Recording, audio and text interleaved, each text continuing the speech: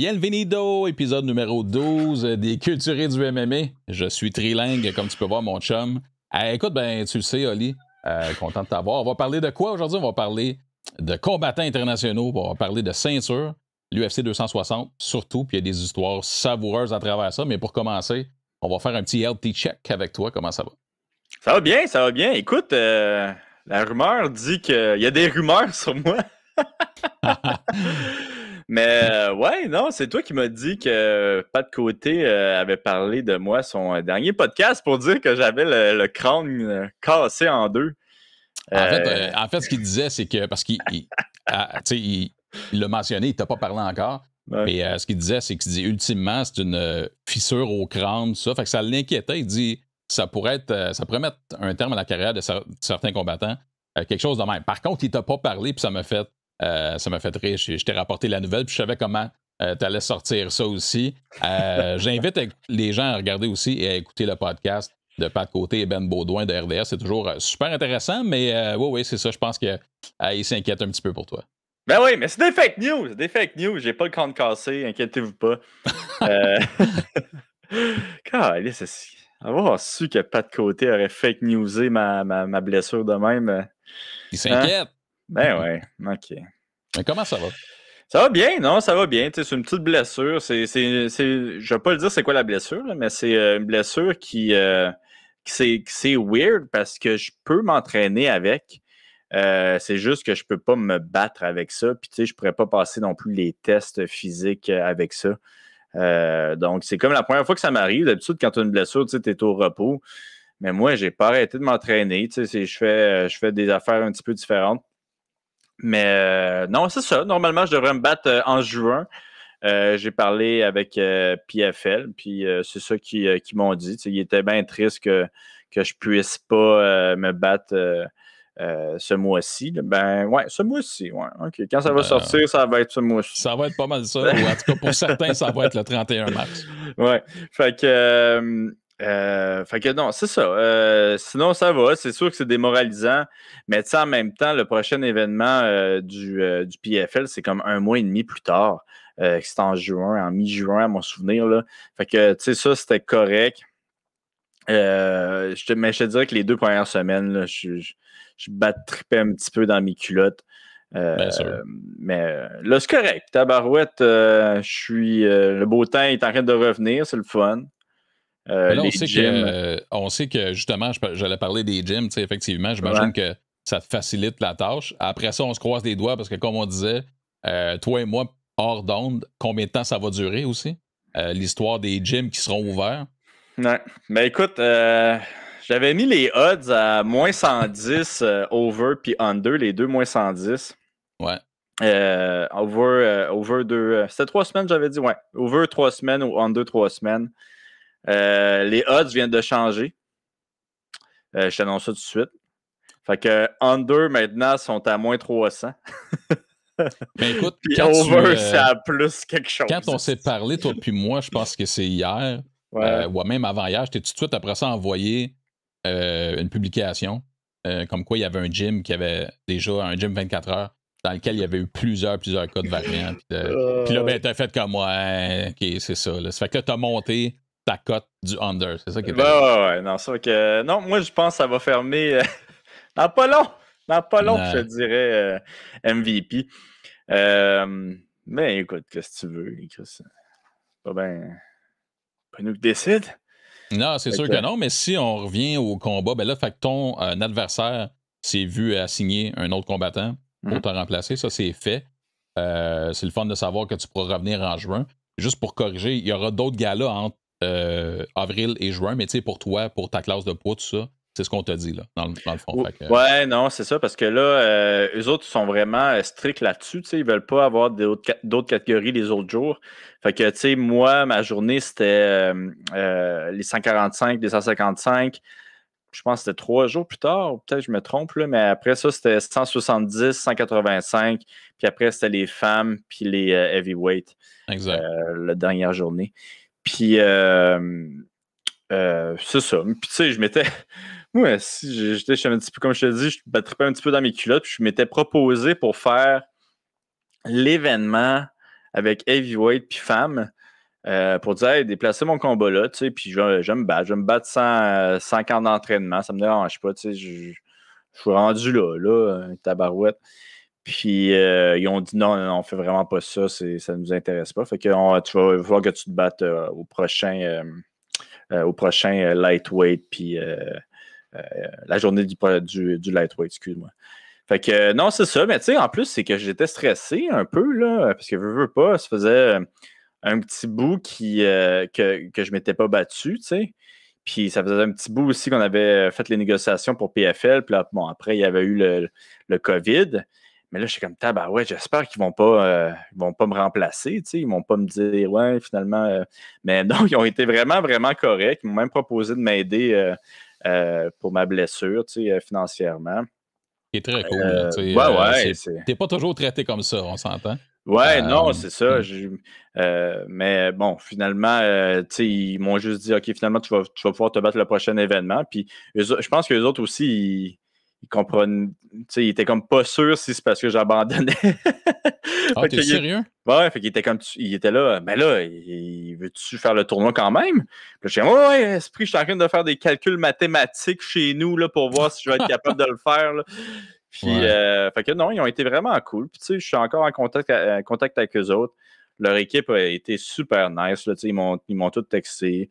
Il y a même mon adversaire qui m'a texté pour me dire qu'il était déçu. Là, puis que,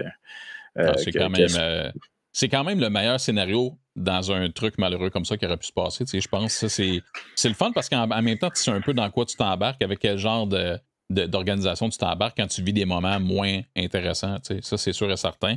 Mais tu sais, c'est drôle qu'eux pensaient te perdre alors que toi, tu avais peur que les autres fassent bon, mais on va passer à d'autres choses. Puis, ouais, non, c'est ça. Fait que je suis très content. Je suis comme chanceux dans ma malchance un peu. Là.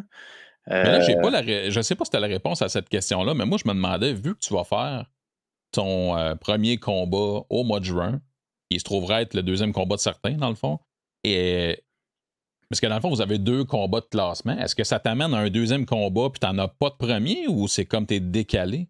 Ça fait-tu du sens, ma question? Ben, j'ai pas compris la question, mais je pense que je sais ce que tu veux dire. Auras-tu 2 combats, toi aussi, comme les non. autres? C'est ça. Fait que je vais avoir un combat, mais tu sais, en gros, ouais, je vais juste avoir un combat. Fait qu'il faut vraiment que je gagne le prochain combat, parce que normalement, tu as 2 chances pour faire tes points. Mais tu sais, normalement, si tu gagnes un combat, tu peux faire le tournoi là, avec je pense, 1 point, tu vas pouvoir faire le tournoi. C'est juste que tu vas pas être bien ranké. Fait que ça se peut que tu aies un combat plus difficile. C'est les seeds qui sont affectés. C'est ça. Ouais. Les seeds vont être plus tough. Mais tu sais, écoute, j'ai comme pas vraiment le choix. Mais si je gagne mon prochain combat, là, je suis vraiment pas stressé de faire oui ou non le tournoi. Là, okay. Je pense que c'est pas mal certain que je vais le faire sur le gagne. OK, non, c'est ça. Ça me trottait dans la tête, mais ça fait quand même une bonne différence. Mais si tu sais que ta victoire au terme de tout ça fait en sorte que tu rentres dans le tournoi, je pense que le seed, à ce moment-là, tu vas prendre dans l'autre que ça va arriver, puis tu vas être quand même content de le faire. Mais j'espérais quand même un peu que tu aies la chance de faire 2 combats. Ouais, c'est ça. C'est sûr que ça aurait été le fun, là. Mais tu sais, l'affaire aussi, c'est que souvent, là, il y a des combattants qui vont se blesser la première journée puis qui vont pas pouvoir se battre un mois plus tard. Fait que, tu sais, eux autres ceux qui ont gagné souvent, là, ils vont faire, hey, tu sais, je vais attendre pour le tournoi. Puis tandis que ceux qui ont perdu, eux autres, ils ont plus de pression. Fait qu'ils vont essayer de peut-être faire le deuxième événement, même s'ils sont plus blessés. Ouais, c'est arrivé dans le passé, tu as raison, effectivement. Ouais. Fait que non, c'est ça. On va savoir dans les prochaines semaines. Bien hâte de voir le premier événement. Là, malheureusement, il va falloir que je l'écoute chez nous. Mais, de chez toi, ben oui, dans 3 semaines. Là, c'est le 23 avril. Donc, le premier gala. J'ai bien hâte de voir ça aussi. J'ai jamais caché que j'aimais le format PFL avant même que tu y signes. Là. Fait que j'ai hâte de voir ça. Surtout que les gens qui sont déjà fans de PFL, ben c'est comme toi, là, ils attendent. Là, eux autres, ils ont mis la hache là-dedans pour 1 an. Il n'y a pas eu de discussion à ce niveau-là. Ça a été pris rapidement comme décision. Puis ils sont gardés. Il y avait des rumeurs qu'elle allait peut-être faire des galas pendant les mois, pendant la COVID. Finalement, c'est pas arrivé. Il n'y a pas rien eu. Fait que j'ai bien hâte de voir ça aussi le 23 avril. Mais justement, On va peut-être parler des combattants qui ont la chance, eux autres, d'exercer leur métier. Si tu veux, on pourrait peut-être déjà commencer à parler de l'UFC 260. Ah ouais, let's go, my God. Ben écoute, man, on commence-tu par un Québécois? Par le premier combat. Le premier combat de la soirée, Marc-André Barriault. Absolument, je te laisse nous analyser ça, mon chum. Hey, quel beau combat de Marc-André. Un petit peu... ça ressemblait un petit peu au combat de Charles, en fait. T'as raison. Tu sais, dans le sens, il perd... Il me semble qu'il il a perdu le premier round. Deuxième round, il revient en force. Quand même serré, mais je pense qu'il gagne le deuxième round. Puis au troisième round, il extermine son adversaire. Fait qu'encore du beau travail d'un Québécois, d'un gars de chez nous qui s'est entraîné, par exemple, pour ce camp-ci ailleurs, qui s'est entraîné aux États-Unis, en Floride, si je me souviens bien. Fait que non, une super belle performance de Marc-André. Puis, hey, as-tu gagné la performance de la soirée ou non? Non, il n'a pas gagné la performance de la soirée. Pour de vrai, c'est un super combat, cette affaire-là. En plus, il y avait comme des affaires weird qui se sont passées là, durant le combat. Je sais pas si tu as vu quand son adversaire a genre échappé son mouthpiece par terre. Puis on dirait. Il a pris le temps de le ramasser tranquillement. Ouais, puis c'était comme weird comment il l'a ramassé. C'était comme genre un zombie là, qui a comme vraiment. Tout est tombé. T'as raison, il était tout mou, là. Ben, moi, je pensais qu'il l'avait knocké. J'étais comme, mon Dieu, Marc-André a des pouvoirs magiques, il l'a knocké avec son regard. Ouais, c'est ça. Mais pour vrai, honnêtement, c'est weird parce que t'as raison de la manière que ça s'est passé. Quand il s'est penché, c'était super nonchalant pendant un échange, d'ailleurs, avec Marc-André. Là, je me disais, OK, il a déconnecté, il s'est fait cogner, man, puis il est comme pas tout à fait là. Puis sa priorité en ce moment, ça a l'air que c'est de ramasser son mouth guard. Là. Ben ouais, je sais pas si t'as vu après, en plus. Tu sais, comme il va le chercher, il est comme penché, puis il y a comme l'arbitre qui comprend pas trop qu'est-ce qui se passe, mais qui lui fait un croche-pied sans faire exprès. Fait que le gars, il tombe, Marc-André, yes, no problem. En tout cas, puis finalement, l'arbitre, au terme de tout ça, là, après qu'il ait ramassé son mouthpiece, qu'il l'a dans les mains parce qu'il n'a pas eu le temps de le remettre, après que, comme tu dis, il soit tombé avec un petit jambette, une fois qu'il est rendu au sol, là, l'arbitre, on dirait qu'il dégèle puis fait comme « Ah, remets ton mouthpiece ». Alors que c'est weird d'arrêter l'action rendue là, tant qu'à moi. Là. Mais c'était weird parce que, tu sais, Marc, il travaillait. Là, tu sais, d'habitude, ça venait juste de commencer au sol, en fait. Tu sais, fait que... Mais bon, c'était bizarre comme stoppage, par exemple. Comme stoppage, explique-nous ça, ouais. Ouais, ben, je sais pas si tu as eu cette impression-là, mais Marc-André, le genre frappé non-stop pendant 2-3 minutes, puis qui faisait pas grand-chose, tu sais. Puis, à 5 secondes de la fin, quand il y avait de l'air semi de se défendre, ils ont stoppé. C'était moins pire. T'as raison. En tout cas, je l'ai pas réécouté, mais c'était mon impression parce qu'il avait l'air de s'en sortir mieux que dans 2-3 minutes d'avant. Puis, tu sais, c'est quasiment genre. Y a-tu participé au pool puis il a mis TKO au troisième round? Ah, peut-être. Peut-être. Mais je sais que toi, dans le fond, tu t'es fait jouer un tour avec ce résultat-là. Parce que tu as posté quelque chose sur Facebook par rapport au fait que tu as choisi Barriault par décision. Ben, je pense que j'avais même pas pris par décision. C'était juste pour le gag, là? Ben, je pense que j'avais mis en KO au deuxième round. Okay. Fait que j'étais proche, mais non, c'est un auditeur qui m'avait envoyé ça, puis je trouvais ça bien drôle. C'est un bon gag, ben ouais. Ouais, c'est expliquer, c'est pour les gens qui l'ont pas vu, là.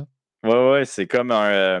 Tu sais, c'est le meme. J'ai de la misère à l'expliquer, mais c'est comme un meme qui dit. C'est comme il montre un gars qui est content quand il voit qu'il reste 10 secondes au troisième round, puis là, ça dit si t'as mis au pool qu'il allait gagner par décision, c'est que Marc-André Barriault allait gagner par décision. Puis l'autre image, c'est comme le gars qui est comme what the fuck quand il arrête le combat à 5 secondes de la fin, tu sais. Exact. Mais écoute, comme tu dis, solide performance. C'est le fun de les voir. Tu parlais de Charles, parce que c'est un peu la même chose. Ils ont fini en force leur troisième round. Honnêtement, il a tout donné. Puis, tu sais, au premier round, tu voyais que. Et Marc-André est au courant de ça, mais que Azaitar était très agressif, allait être explosif au premier round. C'est ça qui est arrivé. Puis, mais tu sais, je pense qu'il n'avait pas paniqué. Il savait à quoi s'attendre. Puis c'est exactement ce qui s'est passé. Puis après ça, c'était le fun de voir au troisième round. Tu sais, quand tu vois un gros bonhomme comme Marc-André qui a encore de l'énergie, puis il continue avec son ground and pound. Tabarnane. Pour vrai, là, tu le regardais, puis c'était pratiquement essoufflant, là, parce que, à un moment donné, lui, il lâchait pas, là. Puis ça faisait en sorte qu'il y avait trop de volume pour que Azaitar se défende, même, je pense, au 3e round.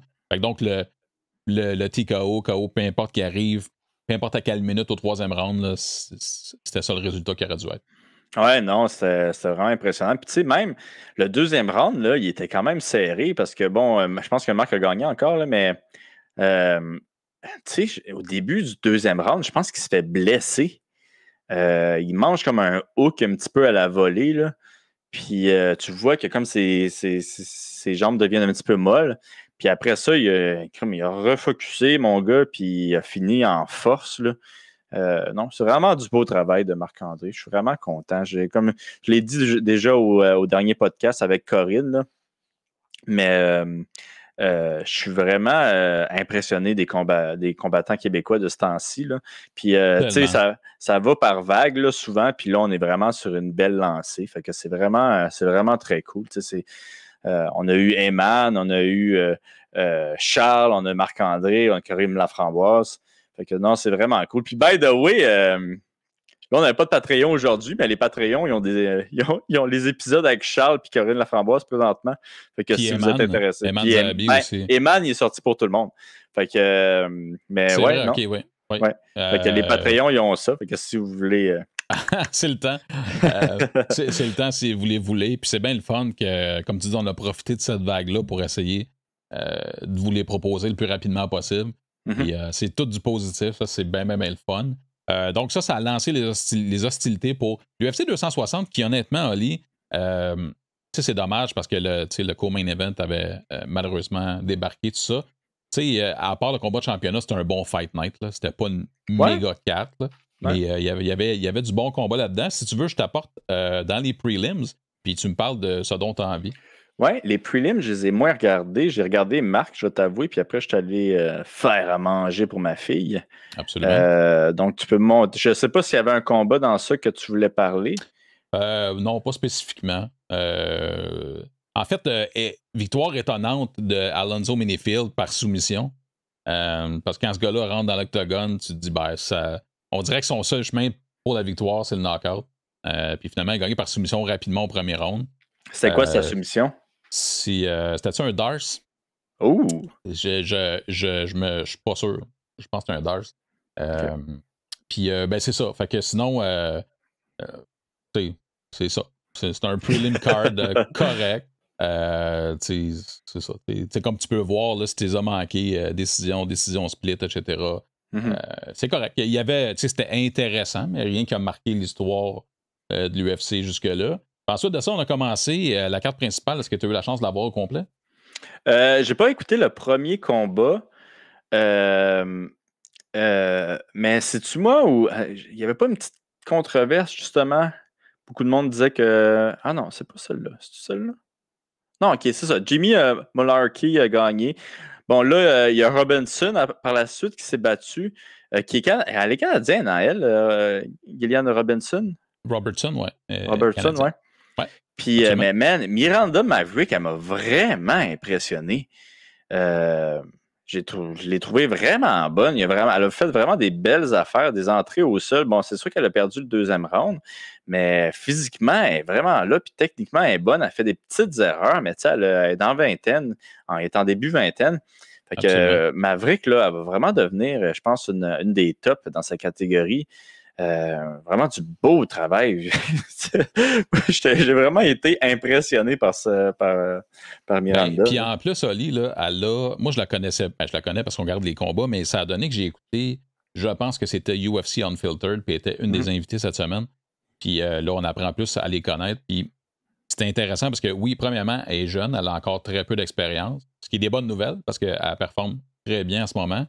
Mais aussi, elle expliquait son background, puis elle, c'est une farm girl. Là. Fait qu'elle a la force. Tu sais, la farm girl strength. Là. Elle a ça, puis elle a une mentalité est vraiment intéressante. Puis souvent, elle entend parler de, tu sais, là, t'es jeune, tu devrais te battre contre, Macy Barber, tu sais, parce que vous êtes deux jeunes, blablabla. Puis elle a fait comme F that. Moi, je veux me battre contre les vieilles. Là. Il est temps qu'ils sortent de là. puis let's go. T'sais. Fait qu'elle est vraiment comme. Ouais. Elle est vraiment motivée. Tu vois que c'est une travaillante. Puis elle est consciente, elle est vraiment mature dans le sens où elle semble être consciente d'où elle en est dans sa progression, puis qu'est-ce qu'elle a amélioré, puis tout ça. Il y a comme il semble avoir un beau IQ là-dedans. Fait que c'est la lecture que tu viens de m'en faire un peu, je pense. Ouais, non. Puis comme tu dis, là, c'est un spécimen physique, là. My God, elle est impressionnante, là. Ouais, c'est ça. Mais tu sais, elle disait, comme tout le monde me demande comment tu fais pour avoir une shape des épaules de même, elle dit, ben, tu commences à travailler sur la ferme à l'âge de 8-10 ans, ça va donner ça. C'est un peu ça. Ben, vraiment. J'ai hâte de voir ce qui va se passer. Puis, tu sais, Gillian Robertson là, est très bonne. Ben, ouais, man. Ben, elle était elle avait-tu perdu son dernier combat? En tout cas, je m'en souviens qu'il y a quelques années, elle était une des tops, là, vraiment. Là, elle a une bonne séquence. Belle séquence, ouais. Absolument. Fait que, ouais, c'est un bon point que tu soulèves là. Après ça, on s'en va à voir notre chum Sugar Sean No Walk-Off KO qui a livré un super bon combat, tu sais, ultimement. Ah, ouais, du beau travail encore de O'Malley, là. C'est quoi, là? Il est 13, il est mentally undefeated, 13-0. C'est toujours unbeaten. Je sais pas si t'as vu, mais tu sais, quand Bruce Buffer il disait sa fiche, il a fait ça de même. Il a fait 0 avec son point. Ah oui, lui, à toutes les fois qu'il y a une entrevue, il plug le fait comme quoi il est unbeaten, c'est sûr et certain. Moi, mon gars, là, ça me fait tellement rire parce que autant que quand c'est arrivé l'événement, le combat qu'il a perdu, que moi, je trouve ça tellement mauvais quand t'es pas capable, man, tu peux pas progresser sans admettre que t'as une défaite ou que t'as des trucs à améliorer. Mais, à un moment donné, ça devient tellement gros puis tellement présent dans ces entrevues que, man, j'ai tellement mon cœur à tous les fois, je suis en amour avec le fait que dans sa tête, il est invaincu. Fait que là, j'arrêtais pas de mettre des mimes partout comme quoi il était invaincu. Puis dans mon cœur, man, il était 13-0 à partir de maintenant. Ça, c'est Sugar Sean, tu sais. Mais ça a l'air du trolling, là. Là, je pense qu'on est rendu dans le trolling. Puis c'est drôle. C'est dur à savoir. C'est dur à savoir parce que c'est un personnage assez weird quand même. Puis qui fait qu'il est attirant aussi. Puis le trolling, je sais que ça, c'est ton domaine. Hein. C'est exactement ça. Ouais, non, mais Crime, si c'est du trolling, il le fait très bien. C'est du beau travail. Ouais. Mais sinon, écoute, parle-moi de l'aspect technique. Qu'est-ce que tu as aimé dans le combat de Sean O'Malley? Ben, écoute, c'est... My God, il a fait ses kicks là, au visage qui cachaient son kick avec sa main arrière. C'est de toute beauté. Je pense même qu'il l'a fait une ou deux fois, ce même kick-là. Puis le premier knockdown, le début, c'était ce kick-là. Là. C'est comme ça qu'il l'a fait. Puis justement, comme tu as dit, bon, il y a walk-off, puis finalement, le combat n'était pas fini. Écoute, il a pris les risques de faire ça. Souvent, quand tu fais un walk-off KO, tu as le 50 000. En plus de ça, tu as des points pour devenir une superstar. Tu sais. Fait que, tu sais, le monde dit ouais, mais là, il n'aurait pas dû faire ça. Ouais, c'est vrai, il n'aurait peut-être pas dû faire ça, mais c'est risk-reward. Puis de toute façon, il l'a fini au 3e round avec. Qui a failli faire la même chose. Il a failli faire la même chose. Il a pris son temps. On va dire ça de même. Il l'a frappé. Il s'en va pour s'en aller. L'arbitre fait non, tu le finisses. Mais, man, le dernier coup de poing, là, il était violent. Il était très violent. Ouais, puis, tu sais, c'est là que c'est dur, Rolly, hein, parce que, tu sais, le gars, il fait comment, je vais pas y aller. Finalement, il y va. Puis là, on peut dire, ah, c'était un coup de trop. Mais à la moment il faut se décider, là. C'est genre, tu sais, ou bien il est fini, ou bien il l'est pas.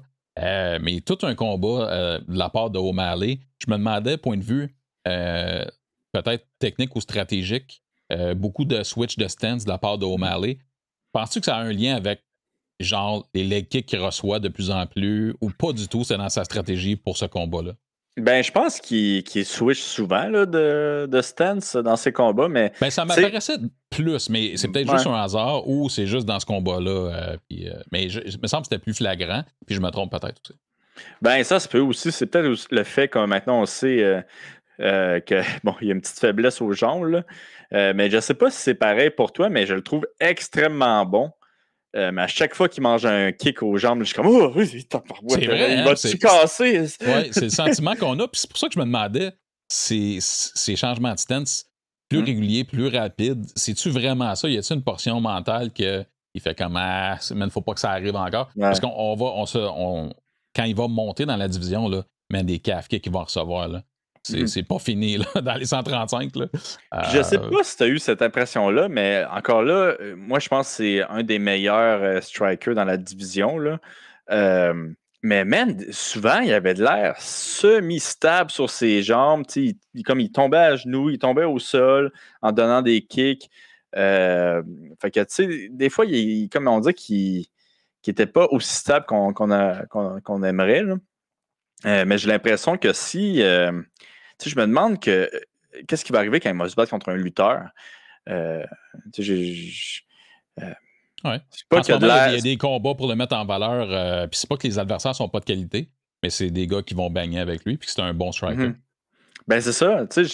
On dirait que c'est peut-être physiquement qu'il a peut-être l'air un petit peu moins. Il a l'air d'être rapide. Là. Ses mains sont vives, l'esprit, il est super habile. Mais j'ai l'impression que physiquement, peut-être qu'il n'est pas aussi fort que certains combattants dans sa catégorie. Bon, c'est peut-être le fait aussi qu'il soit extrêmement grand là, absolument, sa catégorie. Fait que, mais ça va être intéressant de voir comment il va se débrouiller contre un lutteur ou quelqu'un qui serait peut-être un petit peu plus physiquement imposant. Là. J'ai bien hâte de voir ça. Ça va être super intéressant à voir. Quel genre de gars, pour toi, là, où il est rendu qui pourrait le tester à ce niveau-là de la lutte? As-tu quelqu'un en tête? Non, j'ai pas personne en tête, mais moi, je pense qu'il faut continuer la progression tranquille, là, pas aller trop rapidement. Je sais que, bon, là, son nom m'échappe, là, mais il y a le Brésilien qui ressemble vraiment à Joe. Barcelos, je voulais t'en parler, il a callé out de chez eux, Sugar Sean. Et puis ça serait tout un combat pour Sugar Sean. Je sais pas ce que t'en penses, là. Ouais, c'est ça. Je sais pas ce que t'en penses, mais hey, Barcelos, c'est ça. He ain't playing. Ben, c'est ça, tu sais, il est tellement complet. En plus, ce gars-là, il a fait les Olympiques en lutte, hein, lui? C'est-tu lui qui a fait les Olympiques en lutte? Je sais pas son background, je me souviens pas, honnêtement. Anyway, c'est tout un combattant. Ouais, c'est tout un combattant. Moi, je trouve ça un petit peu trop tôt. Mais je pense pas que le UFC va faire ça. Je pense que c'est beaucoup plus trop risqué, je pense, pour eux autres. Là. Ben, il y avait des discussions ou des rumeurs de Dominic Cruz, je pense. Dominic Cruz, ça serait parfait. Ça serait vraiment parfait comme combat. Ça serait dangereux quand même, là, mais... à un moment donné, il faut que ça soit dangereux. Tu es à 135, les gars sont bons. Oui, tout à fait. Dominic Cruz, dans sa carrière, je pense qu'il est rendu là où c'est quoi? C'est 4 en ligne, là, de toute façon. Mais c'est encore un nom qui va attirer. Les deux ensemble, ça va attirer. C'est sûr qu'il va donner du fil à retordre. En tout cas, c'est un vétéran. Puis j'irais pas ça voir ça, honnêtement, comme combat. Moi, j'aimerais ça. Je pense que Dominic aurait peut-être un petit peu trop d'expérience. Puis, tu sais, il y a quand même des belles entrées aux jambes, Dominic, je trouve. Là. Mais non, si ce combat-là se fait, ça va être il va y avoir du trash talk là, comme jamais. Là, ça va être. Ça va être bien. Là. Ça va être vraiment cool. Ça va vraiment être personnel comme combat. Puis, ça, c'est un main event de Fight Night n'importe quoi. Ouais, tout à fait. Puis, tu sais, ça va être le fun, là, debout, voir ces deux styles-là, ça va être vraiment cool. J'ai l'impression que Dominic va peut-être aller aux jambes, comme j'ai dit. Mais je pense que ça va être ce serait un combat vraiment intéressant. Puis, tu sais, on parle souvent de risk-reward, puis je pense que ça serait un bon petit risk-reward, même pour le UFC, même si Dominic il gagne. Tu sais, c'est pas nécessairement mauvais pour eux autres, là, parce que Dominic, c'est comme le Rocky Balboa des 135. Là. Fait que non, c'est vrai, ça serait un combat intéressant. J'aime bien ça. Moi, je veux Sean O'Malley contre Dominic Cruz avec comme ref Pete Peterson. C'est ça que je veux.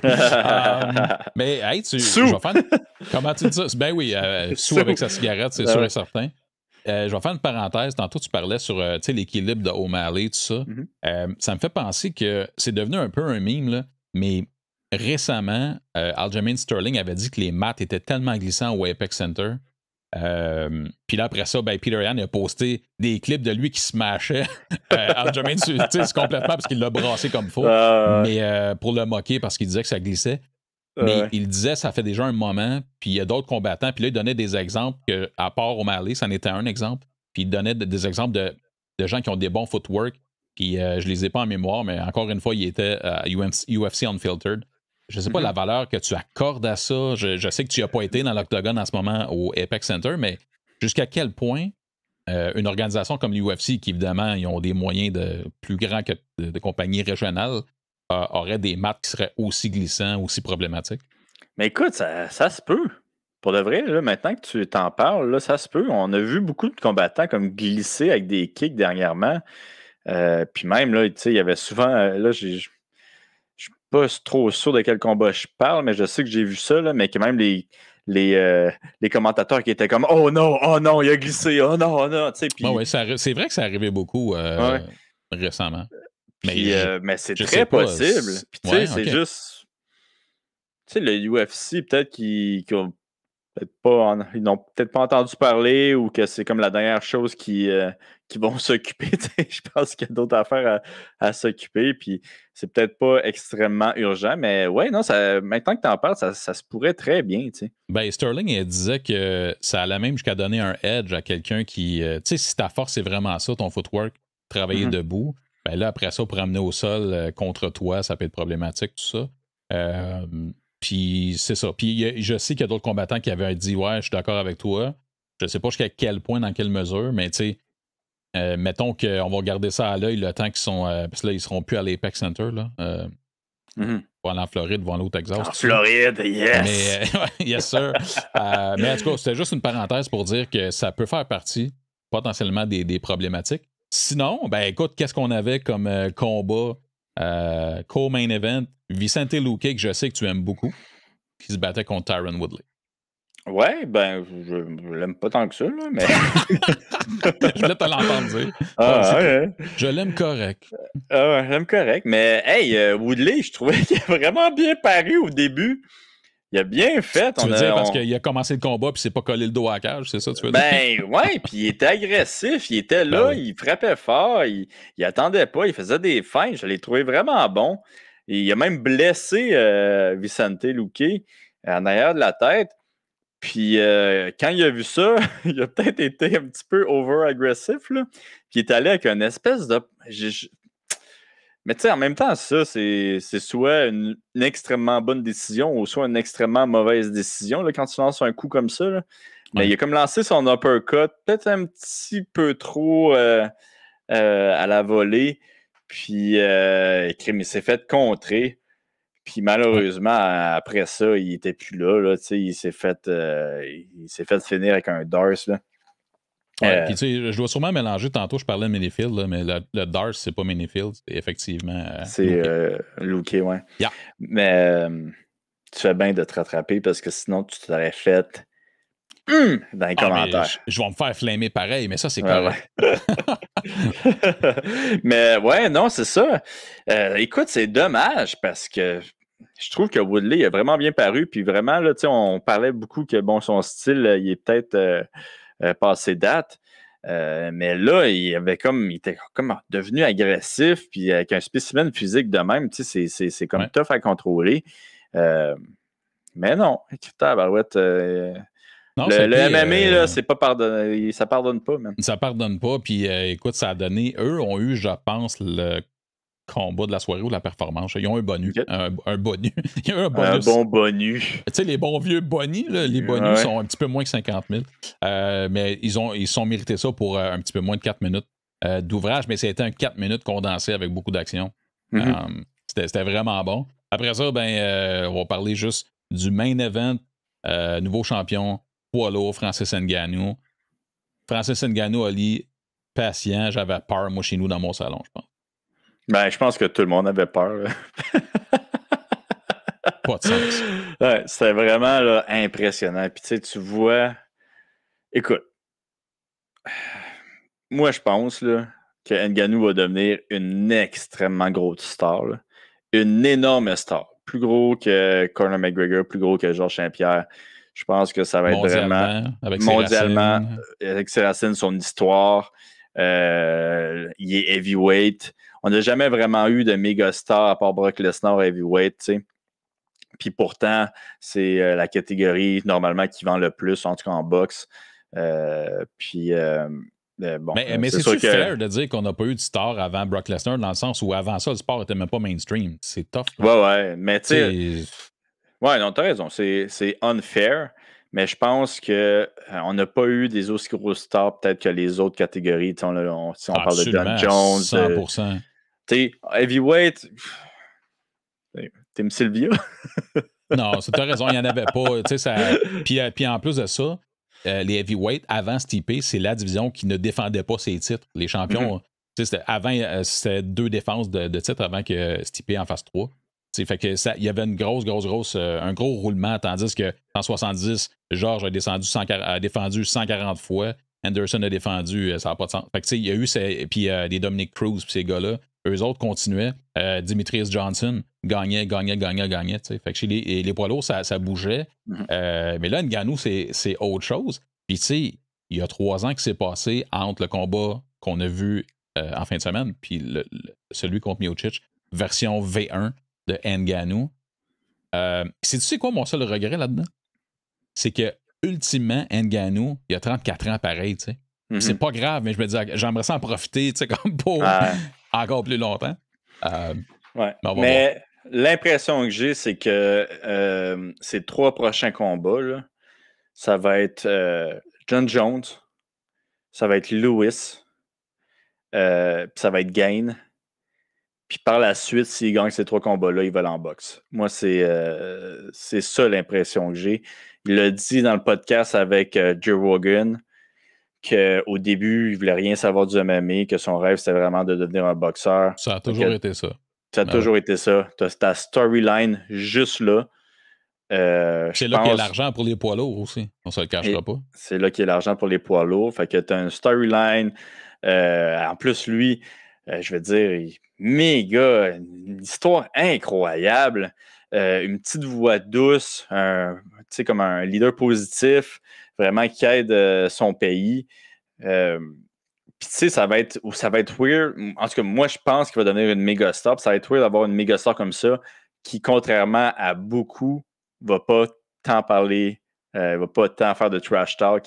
Fait que ça va être intéressant. Sais-tu qu'est-ce qui est drôle? Parce que tes points sont hyper pertinents. Puis tous les points que tu m'as mentionnés là, c'est des points que Stipe avait. Par contre, Francis n'étant pas américain, et il y a un charisme autour de Francis qui a moins sur Stipe, qui est très, très low-key, pareil. Mais c'est un gars positif.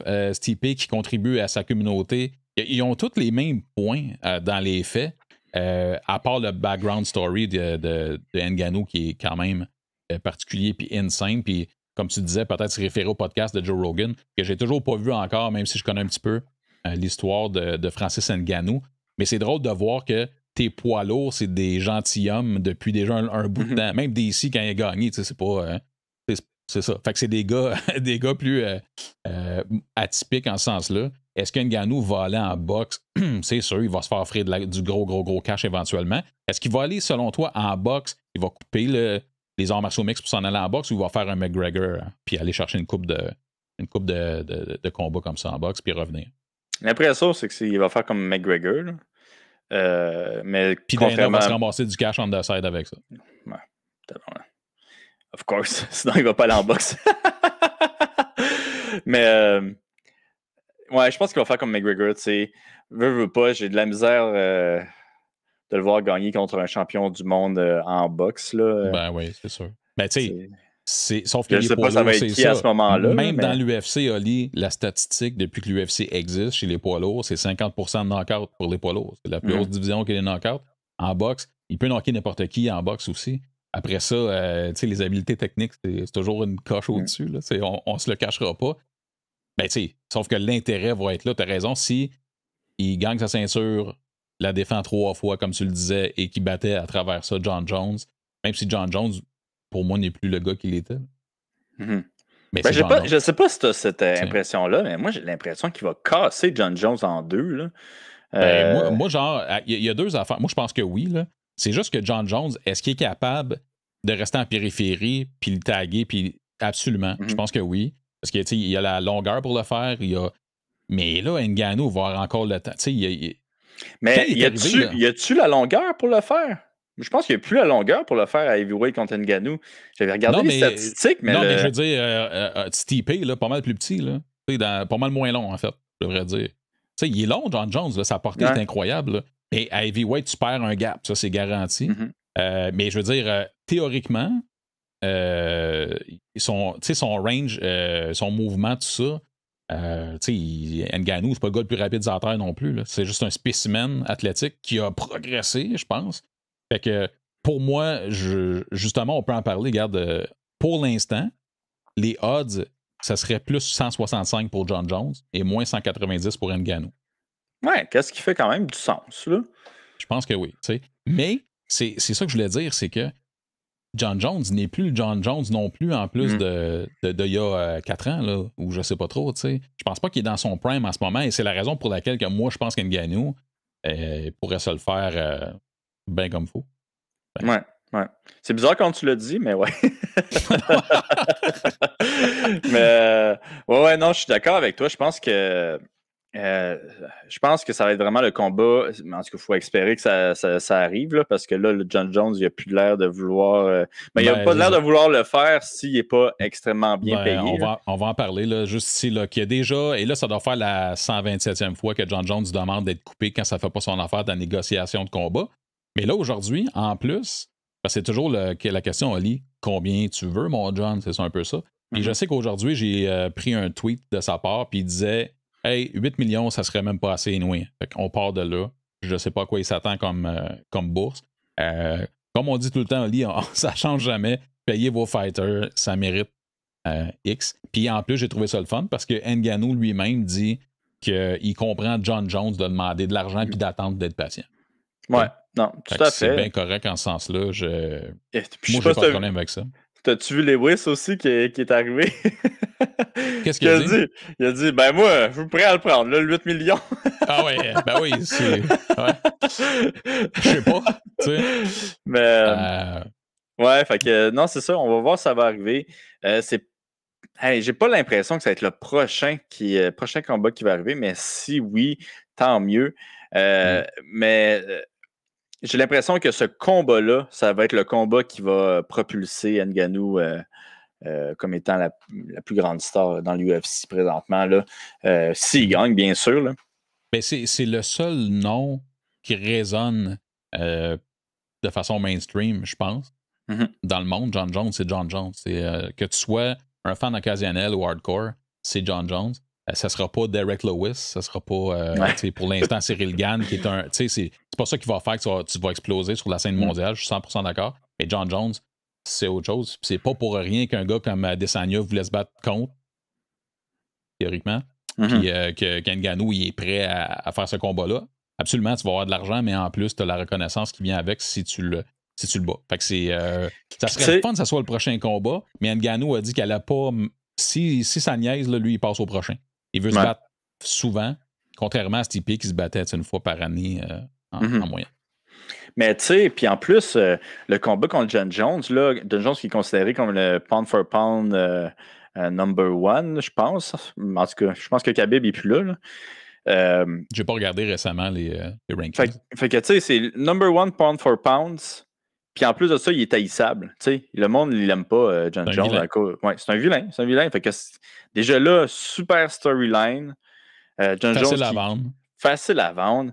John Jones qui est gros aussi, qui va aller chercher sa deuxième ceinture. Je veux dire, moi, j'aime vraiment la storyline de ce combat-là.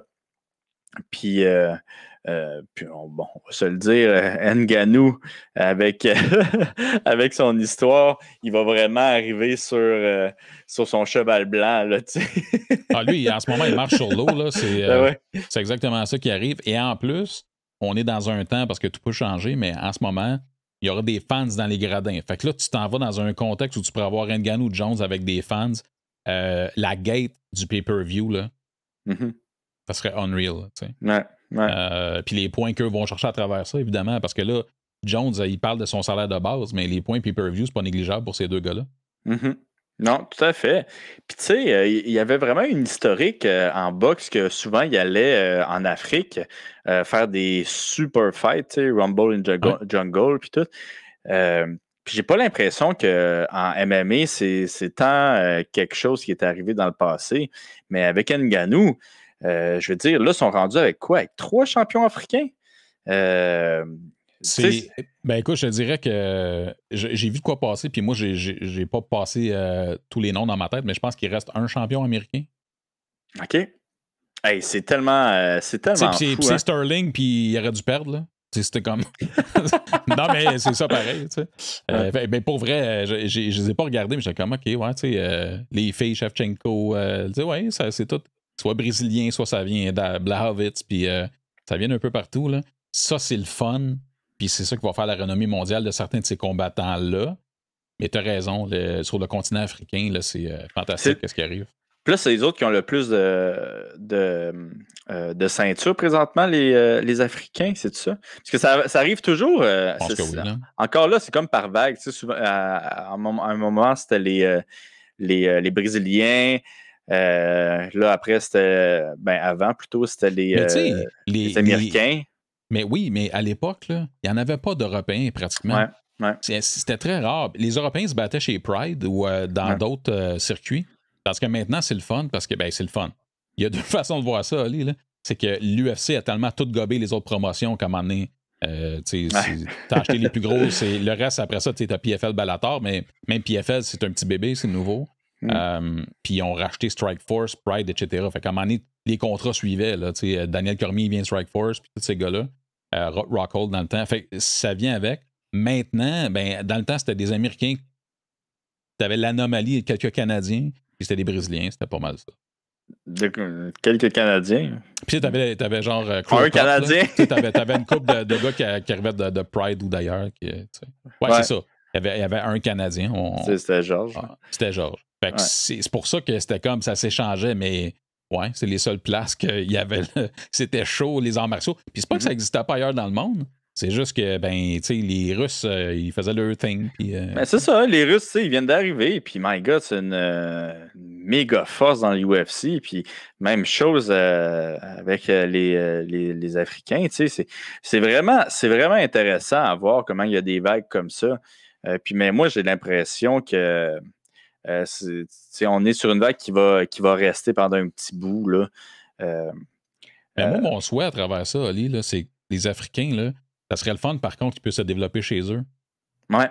C'est pas ça qui est arrivé. Ouais, malheureusement, c'est pas ça qui est arrivé. Là. Il a fallu qu'ils quittent d'où ils venaient pour progresser.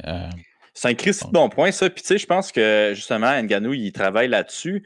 On peut en parler un petit peu, là, mais, là, présentement, il a lancé son NFT. Avec Boss Logic. Avec Boss Logic, il a lancé son NFT. Puis, son NFT, je pense qu'il a fait 500 000 $ avec ça. Fait qu'il a vendu pour 500 000 $, un petit peu plus que 500 000 $ en NFT. Puis ça, c'est, by the way, c'est plus que ça paye, là. C'est plus que la paye qu'il y a eu pour que ça paye de base. Que ça paye de base. Ouais. Puis, en gros, tout cet argent-là, ce que j'ai compris, c'est qu'il va le mettre justement pour ouvrir des gyms dans son village, puis vraiment aider la population en Afrique, là, puis surtout le développement, en tout cas, peut-être je dis n'importe quoi, mais le développement du MMA là-bas. Fait que, my God, tant mieux, tu sais. Puis ça, je pense, c'est une des raisons aussi pourquoi il va devenir une méga gigastar, c'est comment il aide son prochain.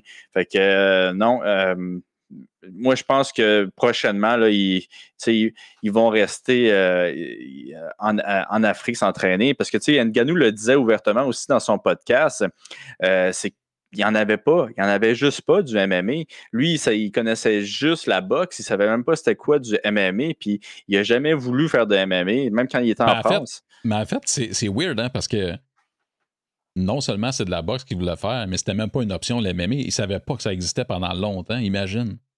Tu dis, là, on s'en va en 2021, mais c'était à ce point-là. Après ça, comme tu mentionnes, quand il a connu le MMA, il a vu c'était quoi, c'était quand même la boxe qu'il voulait faire, mais le fait que tu n'avais même pas l'option, puis c'est encore mince, je pense, là, pour eux, lui, il va ramener ça puis rehausser. Et puis, il n'y a aucune raison que si tu donnes l'opportunité à peu importe le continent ou peu importe le pays, les gens vont devenir bons, ils vont ils vont grandir là-dedans, c'est évident. Tu sais, c'est comme au hockey, là. Nous autres, le Canada, tu sais, la Russie, tout ça. Mais tu sais, les pays scandinaves qui sont beaucoup plus petits ont produit des super bons joueurs parce qu'à un moment donné, ils ont tout mis les ressources puis ils ont décidé de se lancer à fond là-dedans. Puis si jamais sur le continent africain, il y a un impact tel, on va développer, autant de Russes autant d'Africains, probablement, que de Russes ou des nouvelles nations qui sont très dominantes en ce moment dans l'UFC. Ouais, puis tu sais, c'est le même effet que Georges Saint-Pierre ici au Québec. MMA, personne ne savait c'était quoi au Québec avant Georges Saint-Pierre. Puis tu sais, après ça, il y a eu une méga. Il y a plein de monde qui ont comme. Moi, j'ai commencé à cause de Georges Saint-Pierre. J'ai commencé le MMA à cause de Georges Saint-Pierre, puis ça va faire le même effet. Ça va faire la même chose. Ça fait pas 100 ans, hein? C'est quand même récent dans l'histoire du Canada puis du Québec. Mais moi, il y a du monde, là, Oli, pas de joke, là, qui ont connu le MMA parce que Stéphane Ouellet va se battre à Kanawagé. C'est Stéphane Ouellette, le grand héros. Mais non, mais c'est triste. Ça veut dire qu'on part de loin. Là. Mais maintenant, des fans québécois, canadiens, ça a explosé. Mais comme tu dis, ça a pris quelqu'un qui fasse la trace comme Georges. Ça fait des petits. Mais tu as raison, Ngannou, j'ai bien hâte de voir ce qu'il va réussir à faire. Puis il va sûrement s'impliquer après sa retraite aussi. Fait que c'est comme. C'est un gros blessing. J'ai hâte de voir. Je suis d'accord avec toi. J'espère que mondialement, il va éclater. Au grand jour sur même du monde qui peut-être connaissent moins le MMA, mais grosse victoire pour lui. Ouais. Je sais pas si tu as d'autres mots à rajouter là-dessus. On n'arrête pas de lancer des fleurs, mais c'est ça qu'il mérite. Ouais, bon, vraiment. Mais tu sais, aussi, on peut parler un petit peu de sa performance.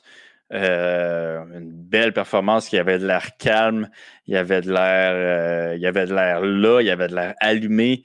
Une belle petite pression subtile, beaucoup de feintes. Il a commencé à lancer des kicks, tabarouette. Oui, il lançait des kicks, ben oui. Il lançait des kicks, il a même switché de stance, si je me souviens bien.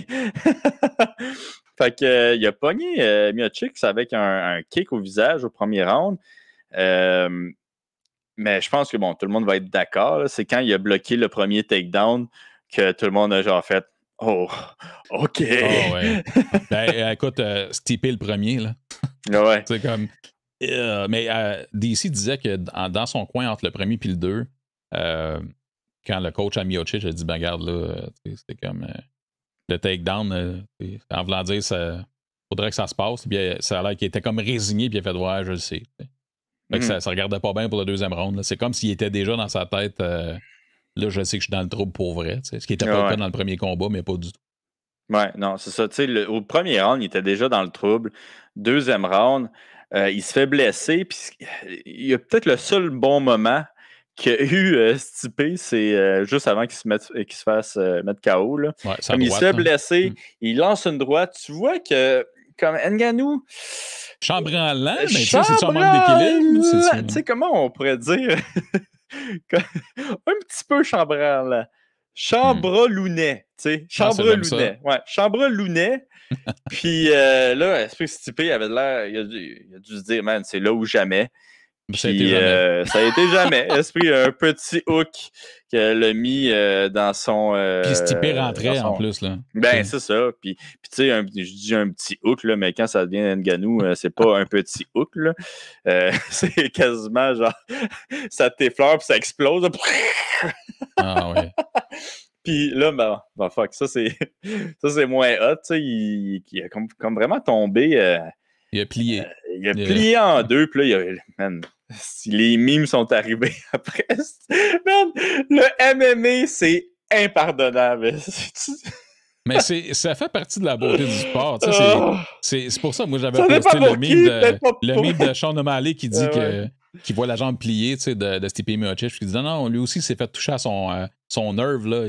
C'est juste dans son genou. Je sais pas si t'as vu ceux qui ont rajouté des guitares, là. Ouais. Mais c'est ça, le MMA, tu sais. Hey, yes. C'est le fun, hein, pour les athlètes. On va mettre notre santé en danger, puis après, quand on se fait mettre KO, il y a du monde qui font des mimes de nous juste pour nous rabaisser encore plus. Ah ouais. Mais en même temps, s'il n'y avait pas ça, là, tu serais triste. Là. Ouais, c'est ça. J'ai hâte que ça m'arrive. Fuck. Mais tu t'arrêtes de te faire knocker ou je suis pas sûr? C'est du sarcasme. Là. Okay. Mais ouais, non, c'est.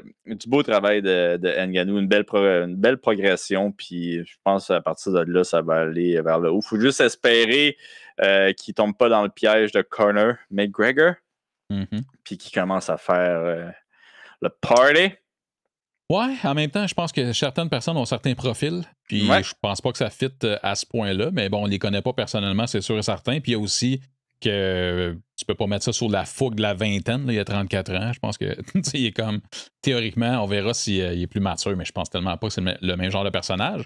Parlant de personnage, mon boy, je te ramène, il y a quelqu'un qui revient des morts. Yes! Yes! Oui. On parle de Khamzat Chimaev qui, lui, a lancé quelques tweets, disait qu'il revient. Il est plus fort que jamais. Là, dans sa tête, tout est beau. Puis il pensait qu'il avait le cancer. Fait que je sais pas si. Il pensait qu'il avait le cancer? Ouais, c'est ce qui est sorti dans les headlines. OK, il y a un article sur Bloody Elbow que je montre là. Je sais pas. Il est peut-être un petit peu hypochondriaque. J'ai aucune idée.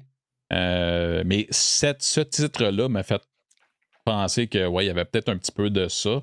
Mais clairement, il était en mauvaise shape, tu sais. Fait que je sais pas jusqu'à quel point il faisait peut-être pas confiance aux médecins ou aucune idée. Mais là, en ce moment où on se parle, il est craqué, puis là, il veut se battre 4 fois par semaine. OK, mais écoute, peut-être qu'il a été... peut-être quand il a craché du sang, il a fait « OK, fuck that », là, c'est...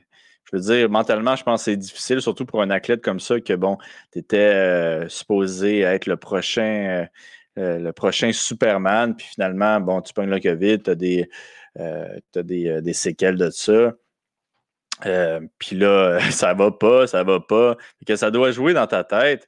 Puis peut-être qu'il a été un petit peu trop rapide sur la gâchette quand il a craché du sang pour dire « OK, je vais prendre ma retraite. » Mais hey, man, crime, il y a une chance que Dana White et Khabibov étaient là pour sauver. C'est ça, j'allais dire. Ça se pourrait qu'il y ait un petit tantinet, quelqu'un qui a mis de la pression dessus. Ouais.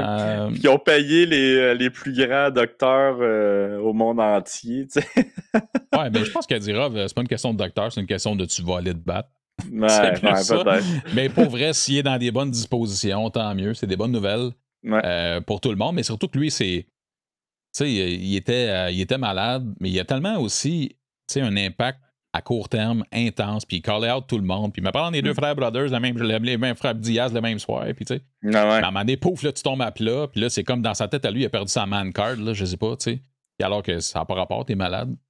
Là, il est revenu, puis on va voir, là, tu sais, il n'y a toujours pas de spéculation sur c'est qui son prochain opposant, parce que c'est rapide, là, il vient juste de mentionner. Je sais pas jusqu'à quel point même il est en shape pour vrai pour se battre en ce moment. Ou il récupère. Ouais, non, c'est ça. Fait que on va lui donner le temps, puis non, bien hâte de. C'est une bonne nouvelle, là, mais bien hâte de voir qu'est-ce qui va se passer avec ça. Ouais. En espérant que ça ne revienne pas, là. Tu sais, Non, exactement. Puis peu importe le combat, on veut toujours le voir se battre.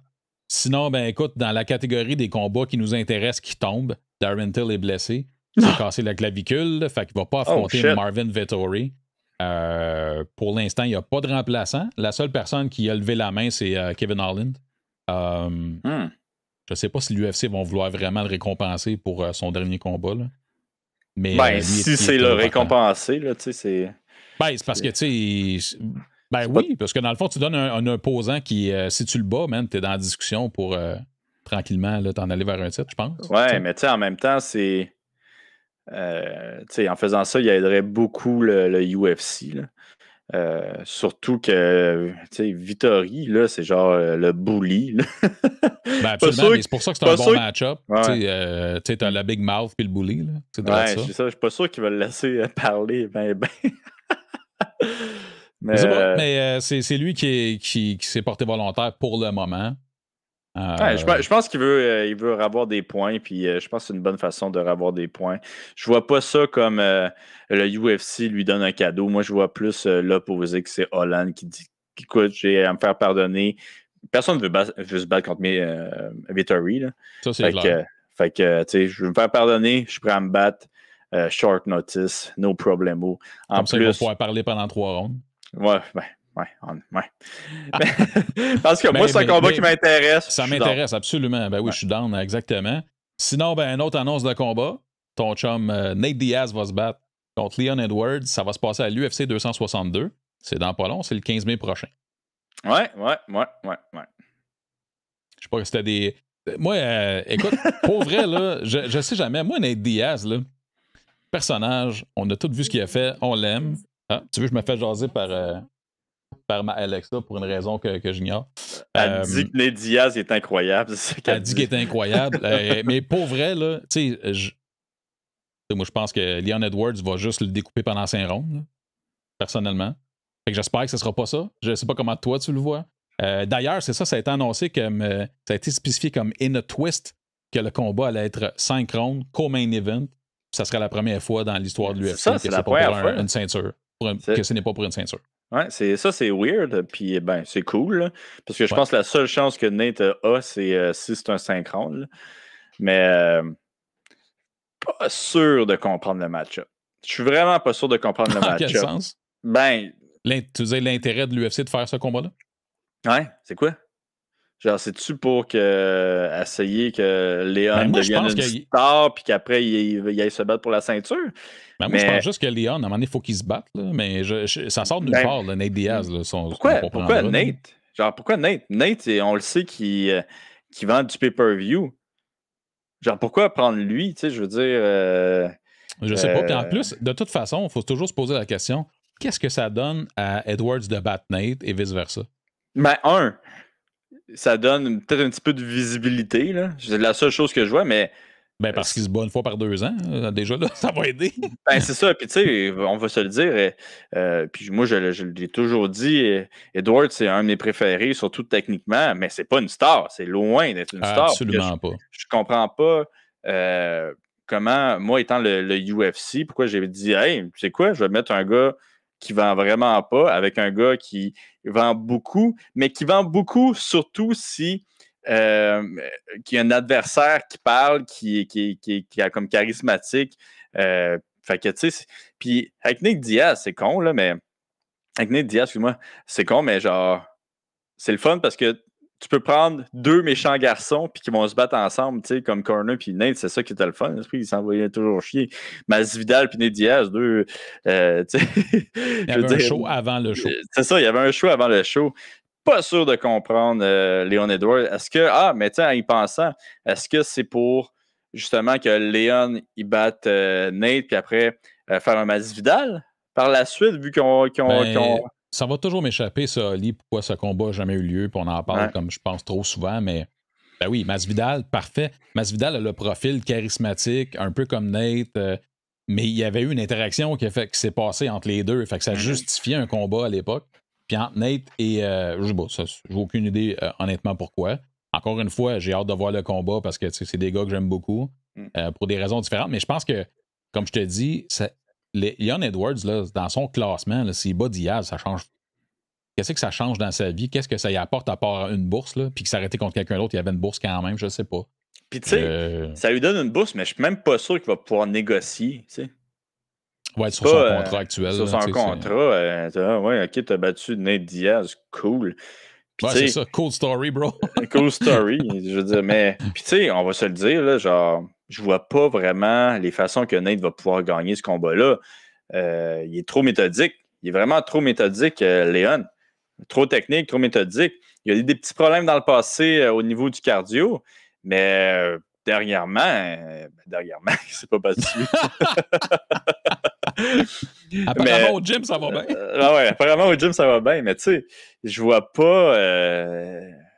écoute, je vois pas vraiment comment il va pouvoir gagner ce combat-là, Nate, malheureusement, surtout que c'est à 170.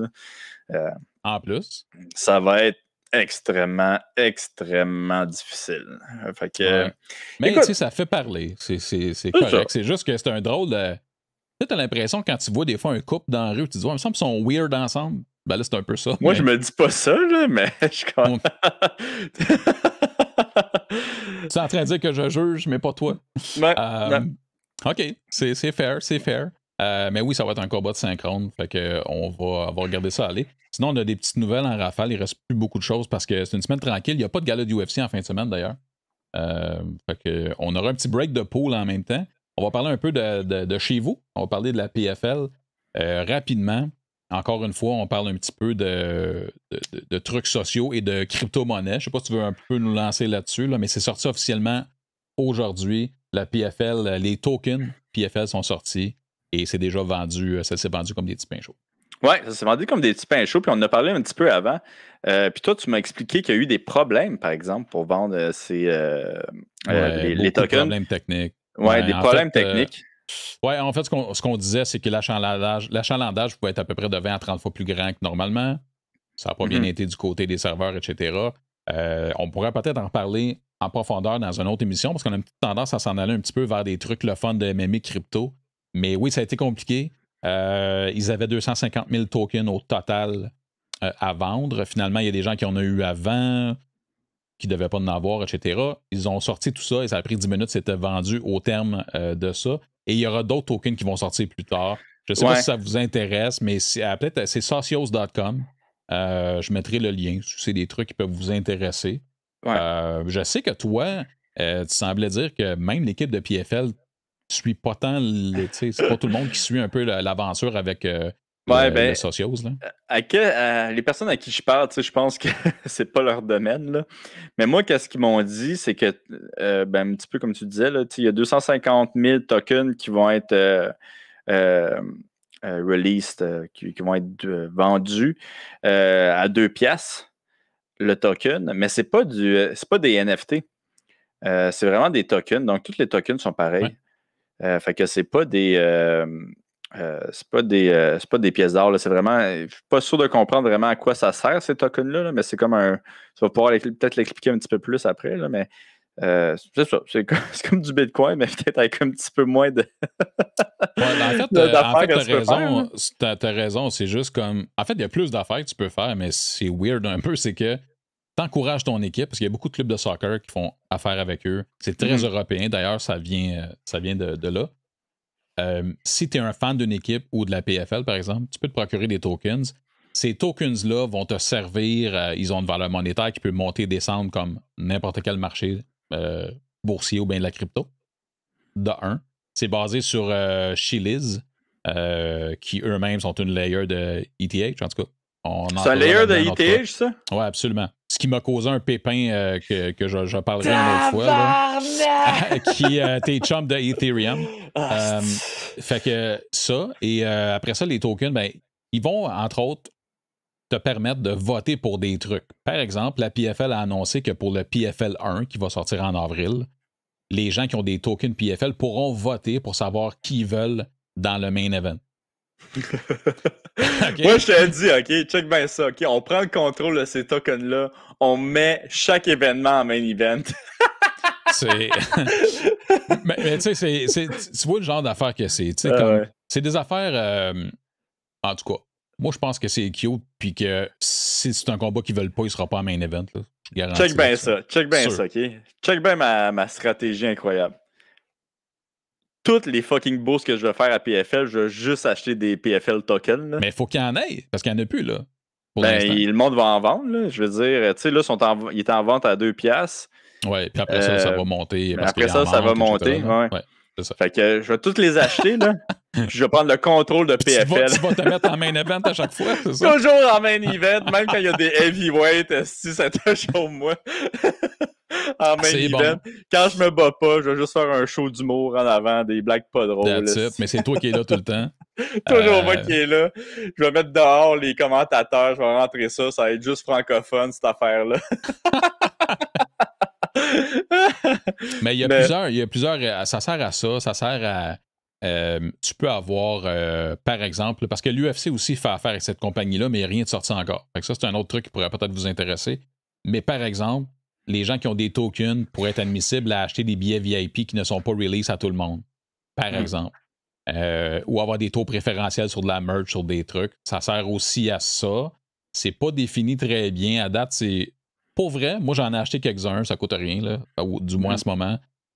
Pour la forme, pour dire « Hey, j'étais là ». Je suis un peu sceptique de ce que ça va réellement nous donner, parce qu'encore une fois, c'est un marché européen. Et puis, il ne faut pas oublier, PFL les diffuser strictement en Amérique du Nord. Ils n'ont aucune idée c'est quoi, c'est juste qu'eux ont déjà des tokens, puis ils font de l'argent peut-être avec ça pour le club de soccer, fait qu'ils voulaient rusher pour acheter les nouveaux tokens qui sortent. Puis là, la saveur du mois, c'est PFL en ce moment. Après ça, qu'est-ce que ça va donner vraiment? Je le sais pas. Mais c'est une belle. Je trouve, par exemple, c'est un beau move d'une jeune compagnie d'être dans l'air de son temps et s'en aller vers un truc comme ça là, en crypto. Puis, tu sais, ce serait intéressant aussi qu'ils lancent des NFT. Je sais pas si tu avais vu l'année passée. Bon, il y a 2 ans, là, parce que l'année passée, il n'y en avait pas. Mais il y a 2 ans, ils faisaient de l'or avec ceux qui faisaient la finale C'est vrai. de PFL. Puis moi j'avais trippé là, les pièces d'or qu'ils avaient faites. Fait que ce serait cool que, bon, non seulement qu'il y ait des un petit peu des clips comme on avait parlé avec le podcast avec Phil Doucet, que encore là, vous pouvez l'écouter si vous êtes Patreon. Mais qui non seulement des clips, mais aussi des espèces de cartes justement de ces pièces d'or-là qui ressembleraient peut-être un petit peu plus au NFT de Francis Ngannou. Fait que non, ça serait intéressant. Moi, j'essaie de... Non, en plus, les autres, ils me trollent, là, PFL présentement. Là, ils n'arrêtent pas de me niaiser avec la crypto. Mais j'essaie de les convaincre. Est-ce que de faire ça? Pourquoi pas? Ils ont déjà un pied un peu dans ça, là, dans la crypto. Je ne serais pas étonné, honnêtement. À un moment donné, c'est sûr que tu limites tes priorités. Puis l'entente PFL avec Socios, à date quand même. Tu sais, c'est long à bâtir tout ça. Ouais. Mais ça serait vraiment le fun qu'ils le fassent. Assurément, là, dis-toi que l'UFC va le faire. L'UFC, là, ils vendent déjà, man, des bagues, des chaînes en or avec les McGregor puis tout, là. Puis ce sont pas genre des milliers de dollars, ces affaires-là, en plus. Ouais, c'est ça. Fait que mets ça de côté, là, va-t'en dans du monde un petit peu plus moderne. Mais ça serait pas impossible. Fait que, donc, c'est ça pour PFL, mais on en reparlera en détail. Et ça ressemble à ça. C'est super intéressant. Socios.com, SOCIOS.com, si vous voulez aller voir ça. Il y a plein d'autres trucs, incluant le PFL. Ça a commencé aujourd'hui. À part ça, qu'est-ce qu'on a? Mais by the way, excuse-moi, là, je vais quand même réitérer. OK. Mais pour de vrai, tout le monde du podcast, tout le monde qui écoute le podcast, là, on prend le contrôle de PFL. On prend le contrôle de PFL. Let's go. C'est ça, je l'ai texté aujourd'hui. Là. Je vais dire, by the way. Tokens. Non, toi, t'en as 11. Check bien ça, esprit. Je l'ai texté. 300 quelques mille déjà. Là, je l'ai texté, je vais dire I'm taking control. Je vais leur envoyer la photo du meme, là, genre I'm the captain now. OK, parfait. Fais ça pour vrai. Dis-leur. Ils veulent te troller avec la crypto. Let's go, fais ça. Ouais. Mais oui, on va garder un œil là-dessus de toute façon, comment ça va progresser à tous les niveaux. On fera un petit check de temps en temps. Sinon, il y a Félix Bourque, un de nos Patreons, qui m'a fait remarquer que là, Venom va remplacer Reebok. C'est déjà en mois d'avril là, que ça va arriver. Il n'y a toujours pas, à part cette photo-là, vraiment de leak sur le gear, sur qu'est-ce qu'il va y avoir, à quoi ça va ressembler. Puis non plus sur les bourses qui vont être données là, aux combattants. Tu sais, parce que Reebok, c'était pas magique, là, les montants qui sont versés. Il y a eu beaucoup de plaintes par rapport à ça. Qu'on attend encore des détails là-dessus, à moins que toi, t'en aies vu passer. Écoute, es-tu prêt à le bashing de Olivier sur le UFC? Le Dister is back. Ouais, le Dister, il is back. Là. Mais je sais pas si tu as vu, mais au début du contrat qu'ils ont eu avec Reebok, UFC disait que 100% de l'argent du contrat allait aux combattants parce qu'ils n'avaient plus le droit d'avoir justement de sponsors, de commanditaires sur leur t-shirt. Fait qu'ils avaient dit tout l'argent qu'on fait avec ça, on va le donner aux combattants. Puis là, ça vient de finir. Il y a du monde qui ont fait le calcul. Et t'es-tu surpris de savoir qu'il n'y a même pas la moitié qui sont allés aux combattants? C'est là qu'ils prennent des bonnets discrétionnaires? Genre, what the fuck? Genre, calice. Genre, t'enlèves... C'est ça l'affaire. Il n'y en a pas d'association des combattants.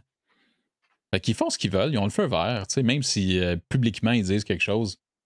Non, je ne suis pas surpris. Je suis pas surpris. Tu m'apprends à ça que c'est en bas de 50%. Mais tu sais, je ne suis pas surpris que l'entièreté de tout ça.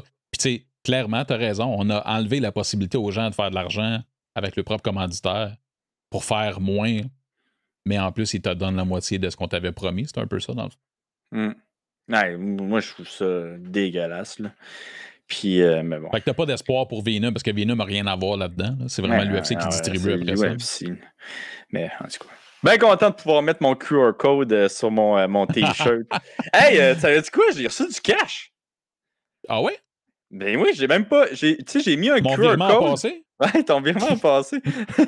Mais tu sais, j'avais même pas dit que c'était mon QR code, mais quand j'ai fait le tweet, ouais, c'est ça, le tweet sur Twitter, là, le thread sur comment aider les combattants avec le Bitcoin, j'avais mis un QR code pour mettre comme un exemple, puis ben, c'était mon QR code, je ne vais pas vous mettre le QR code de n'importe qui. Imagine, tu mets quelqu'un random.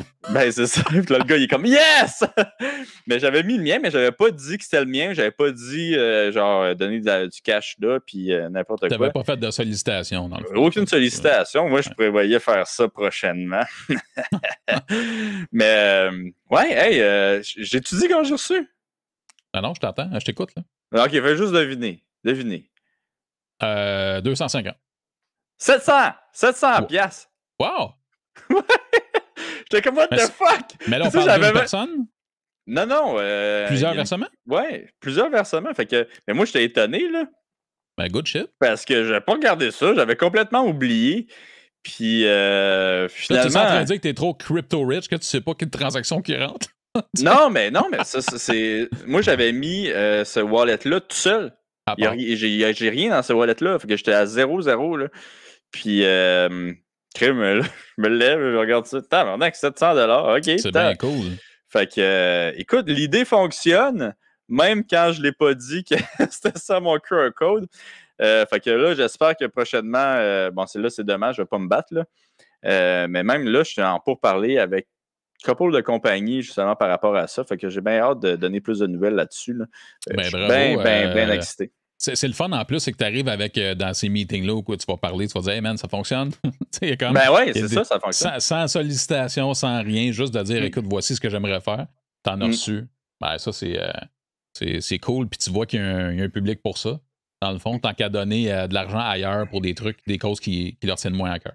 Ouais, c'est ça. Puis, tu sais, moi, je me suis dit, je vais prendre le 50% de tout le cash que je vais faire avec le QR code. Je pense que je vais le prendre puis je vais le donner au prochain combattant qui va le faire. Okay. Je ne vais pas lui donner 100% du 50%, mais je vais lui donner un montant. Puis comme ça, s'il y a plusieurs combattants, je vais pouvoir les séparer. T'sais. Fait que moi-même, je pense qu'avec le 50% du QR code, je vais envoyer des tips aux autres combattants qui vont décider de faire la même chose. Puis l'autre 50%, je vais m'acheter une Tesla avec ça. Dans pas long, dans un mois, je pense. Mon 700$ va bien valoir. Ça part de même, là, ouais, c'est ça. Ça part en fou. Mais c'est cool, ça fonctionne. Les gens sont au courant tranquillement parce qu'il y a encore de l'éducation à faire là-dessus. Ben oui, mais moi, c'est plus ça qui m'étonne, là, c'est que pas personne qui a du Bitcoin présentement. Je suis vraiment early là, dans cette idée-là. Là. Ouais. Mais non, c'est en tout cas, bien content. Tu diras à Jonathan Hamel, man, ça marche. Oui, ça fonctionne. Je vais lui dire ça. Je vais lui envoyer un petit message tantôt. Hey, puis juste avant qu'on finisse avec la scrap du MMA, je veux juste dire quelque chose. Revenez sur PFL, puis pas rapport avec la crypto. Là. Pour vrai, PFL, ils ont du beau merch, des casquettes, des hoodies. C'est beau, hein? C'est beau, mon gars. Mais moi, il y a 2 mois, là, puis je sais pas si je t'en ai parlé, mais man, pour vrai, là, faut qu'ils fassent de quoi. J'ai mis dans mon panier 2 casquettes, un beau hoodie. Ça valait peut-être 60-65$ US, mais ça me coûtait le même prix en shipping. Tu sais, à un moment donné, fait que j'ai fait, cancel. Fait que je voulais juste dire, PFL qui nous écoute pas, c'est pas grave. Get your shit together. Il y a moyen de faire mieux pour le shipping au Canada. Je veux juste dire ça. Ils ont tellement du beau gear, là. Moi, je pourrais, tu sais, ma fille n'est pas tout le temps chez nous, là. Tu pourrais stacker du merch. Tout mettre du merch ici, leur dire, hey, donnez-moi ça, je vais envoyer ça au monde, là, du merch de PFL. Ah, ça serait très drôle quand 2 entraînements, toi, ta job, c'est d'envoyer du merch pour PFL. Tout envoyer ça à MVP Raj, là. Yes, oui, mais pour vrai, honnêtement, j'étais vraiment comme déçu. Crime, il y a une belle brand. Ben non, leur stock, là, il est ça à coche, mais tu sais, veut pas, c'est pas encore connu ici au Canada. Fait que. Fait qu'ils chargent plus cher pour être sûr qu'on n'achète pas. Ouais, mais je sais pas comment ça fonctionne. Ouais, j'avoue que c'est une mauvaise stratégie. Tu vas me dire 2 casquettes, un hoodie, là, ça marche pas au poids que c'est un problème pour le shipping, mais en tout cas. Mais oui, c'est moins connu au Canada, tout ça. Mais bon, comme c'est diffusé sur TSN ou Sportsnet, je me rappelle jamais les deux, tranquillement, man, ça grossit. Puis on est rendu là.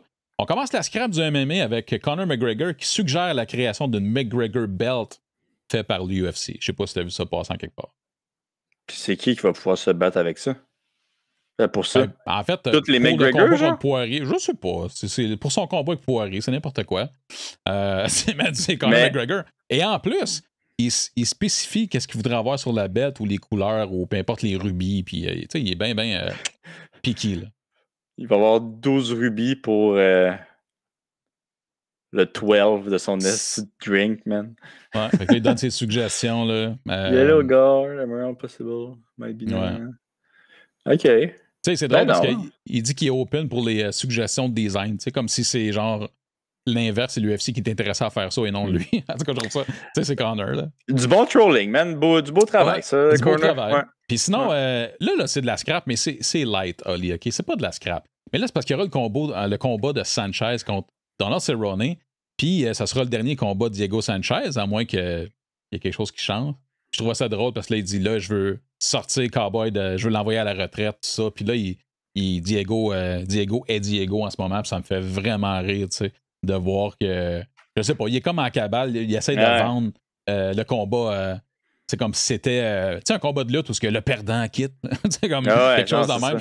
Ça me fait vraiment rire, mais ça sera vraisemblablement le dernier combat de Sanchez. Pas qu'est-ce que tu penses de ce combat-là comme tel? Ouais. Niveau d'excitation. Je vais trouver ça drôle, là, genre. J'espère juste qu'il va avoir son gourou dans le coin, là, mais sinon... c'est ça.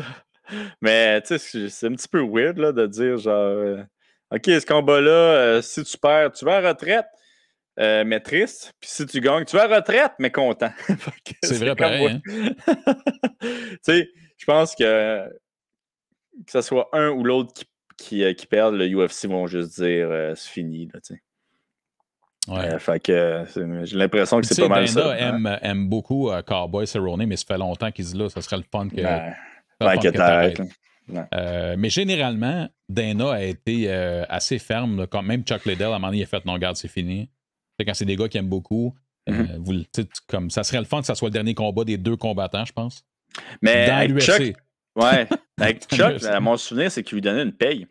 Il donnait une paye par année. Après. Il travaillait par eux autres. Oui, mais sauf que... Pour le UFC. Ça aide pour Chuck, mais sauf que quand il se battait, à un moment donné, Dana White, il disait là, c'est fini, là. Je veux plus que tu te battes. T'sais. Fait qu'il était quand même ferme pour les gars qui aiment beaucoup. Non, mais c'est ça que je veux dire. Je pense que il a dit, OK, là, t'arrêtes, puis on va te donner une job, puis tu vas plus avoir... Ouais, qui a perdu depuis, malheureusement, mais c'est quand ça s'est fait vendre, ils l'ont dit, Chuck! Ils ont fait, qui c'est qui travaille pas ici?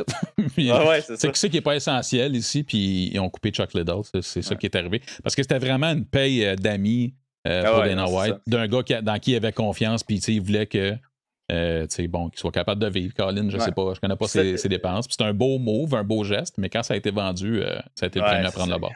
Mais... Puis je pense que c'était vraiment un beau salaire, là, genre 250, 300 par année. C'était vraiment bien payé. C'est là que tu vois la différence entre Chuck Liddell qui était payé par Dana White parce qu'il l'aime beaucoup, puis genre un gars comme Forrest Griffin qui lui travaille super fort au truc le Performance Institute, les patentes. Là. C'est, by the way, là, ça là, c'est une petite parenthèse, là, mais Forrest Griffin, là, c'est lui qui run tout ça. C'est hallucinant. Il est ça à coche. Moi, je l'ai vu une couple de fois là-bas, là, puis il run tout. Ouais. C'est le MVP. C'est le MVP du, mais du UFC. Vraiment, puis ça t'en prend un Forrest Griffin comme ça. Fait que lui, il a vraiment une vraie job hyper importante aussi. Puis il y a eu des reportages aussi, si jamais vous n'avez pas vu ça, à regarder sur YouTube, sur le centre, mais aussi sur les tâches, comme tu dis, de Forrest Griffin, qui est comme tu dis, il chapeaute à peu près tout ce qui se passe quand tu traverses la porte des institutions. Fait que c'est ça. Donc c'est ça. Fait que c'était mon petit... c'est pas une vraie scrap du MMA, mais c'est juste, à un moment donné, c'est la fin d'une carrière, je pense. Puis Diego Sanchez, Cowboy sont pas mal rendus là. Sinon, j'ai plus rien de proposer à part te dire les Patreons, vous avez des combattants québécois à aller voir sur le Patreon pour l'instant, puis ça va sortir pour tout le monde tranquillement au fil des prochaines semaines. Ouais, puis un épisode aussi spécial pour des NFT, si vous êtes intéressé à savoir c'est quoi des NFT. Mais hey, on va faire continuer un petit peu la scrap. Moi, j'en ai un petit peu. Shoot. Je sais pas si tu as vu ça, là, mais Craig Jones, qui est un combattant de Jiu-Jitsu, pour niaiser, il a dit qu'il allait faire un combat contre la plus grande championne de Jiu-Jitsu, qui est Gabi Garcia, là, qui fait aussi du MMA. Puis, tu sais, il appelait ça le Intergender Championship.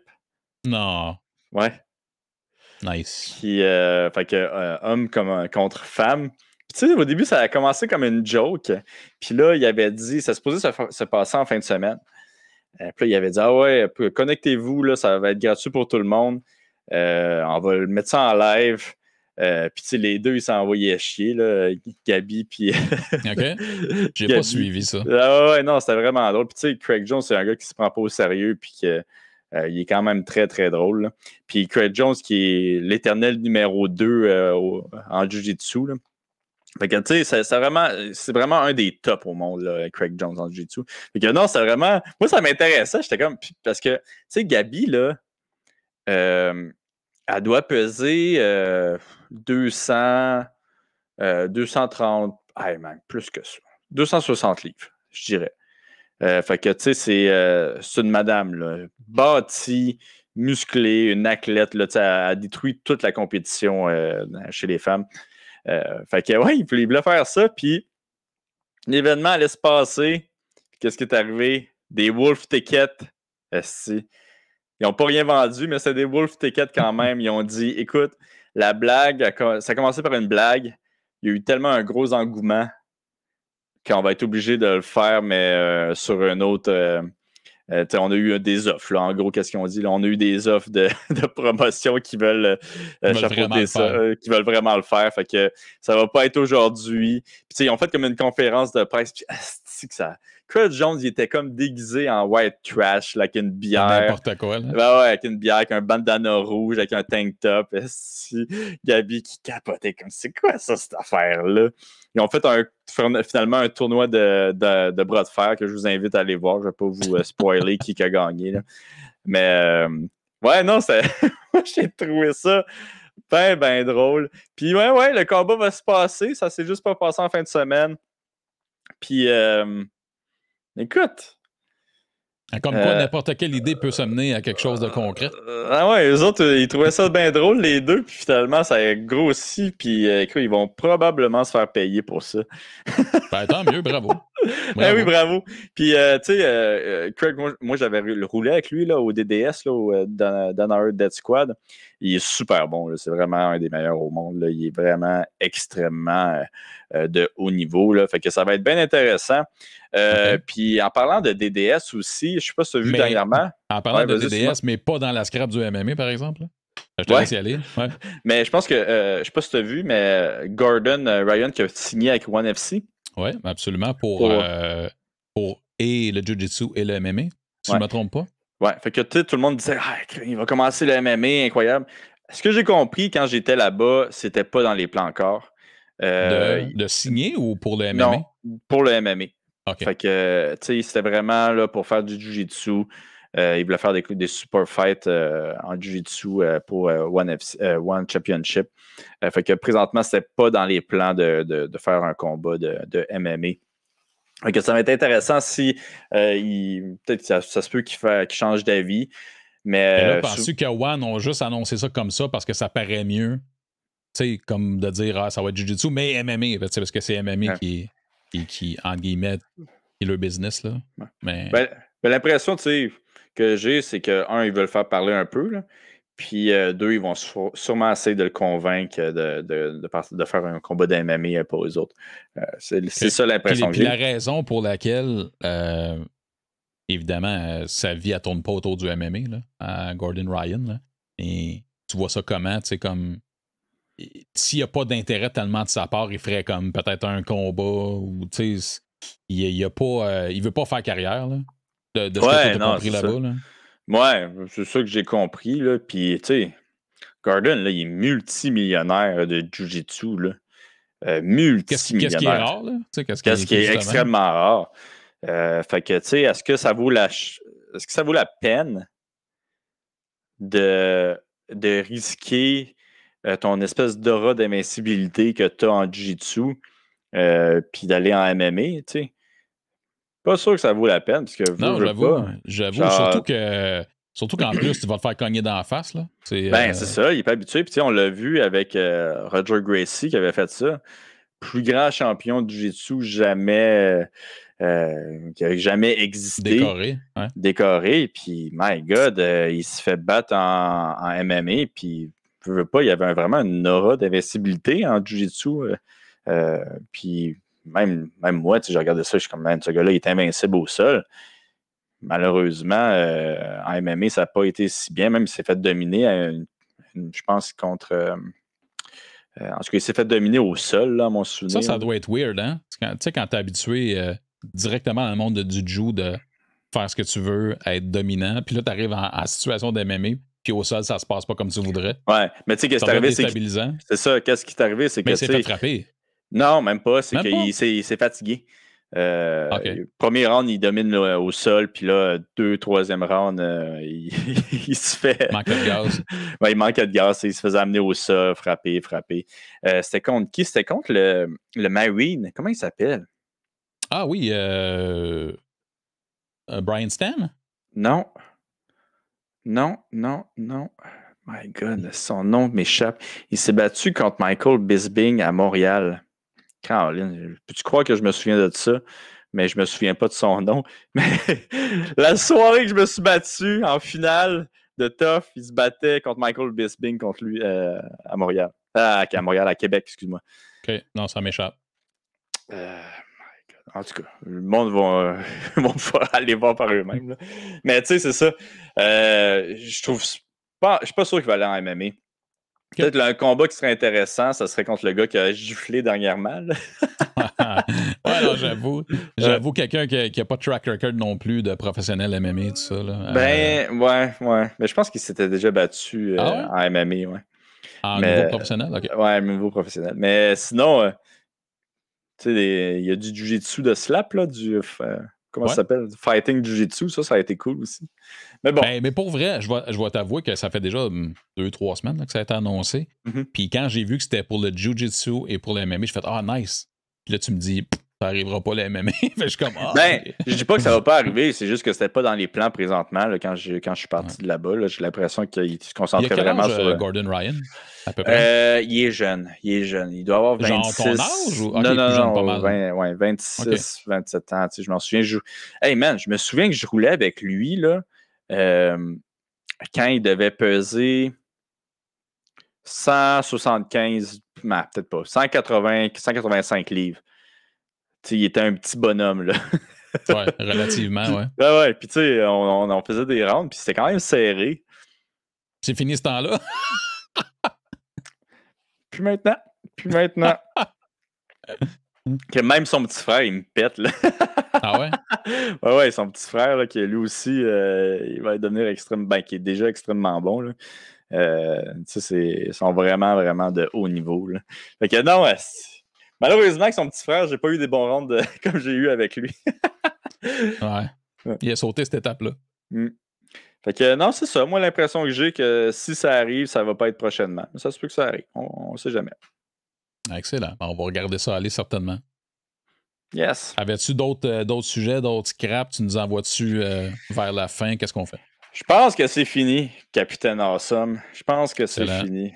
Ouais, je pense que ça va être ça. Puis là, tu vas-tu me dire, Olivier, c'est quoi le mot de la fin?